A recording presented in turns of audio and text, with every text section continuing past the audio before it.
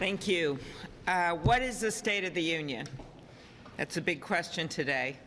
And I can tell you this, that chaos is up, corruption is up, and costs are up. Just ask anyone in the egg aisle. 25% up wholesale prices of eggs. That's a fact. And by the way, the threats of the tariffs and now the actual tariffs are actually already having their effect.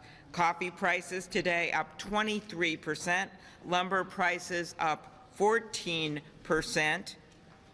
And these tariffs, once they take the full-fledged effect, once we see the retaliatory tariffs from what were some of our best friends and allies, it's only going to get worse. This is not what people signed up for.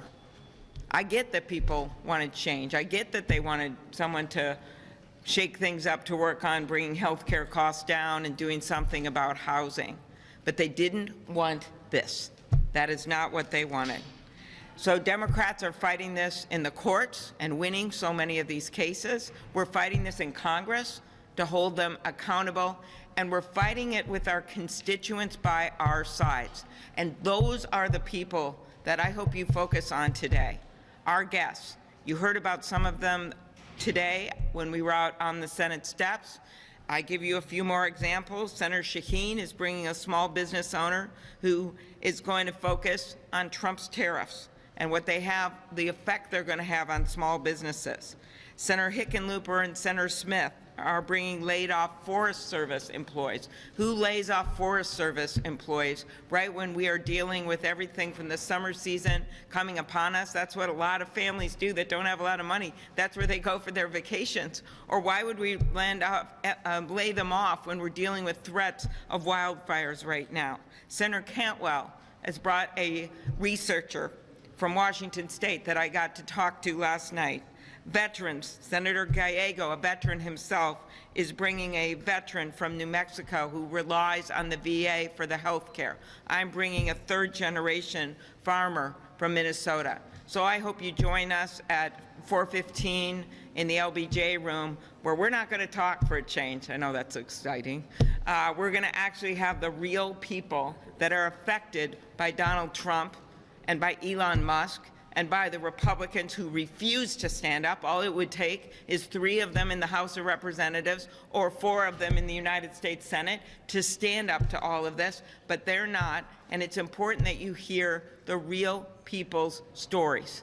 Not just the people that is laid off, as bad as that is, and fired, but also the people that are getting affected already, with more to come.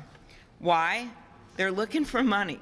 They're looking for money for these $2 trillion of tax cuts for billionaires and wealthy people. They're looking at it by cutting Medicaid. They're looking at it by cutting cancer research. They're looking at it by cutting avian flu workers on the front line. They said that was a mistake, and now they can't rehire all of them back.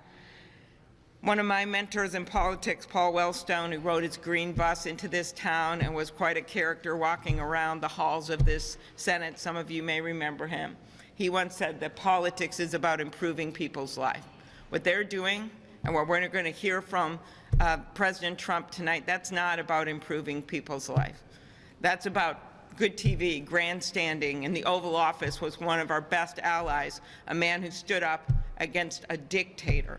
It's about grandstanding in terms of taking on our allies when it comes to tariffs, and it is not helping the American people. That's our case. People are listening. The latest CBS poll, 52% of Americans say that Donald Trump's policies are making grocery prices go up, and only 14% think his policies are making grocery prices go down. That's a number to remember.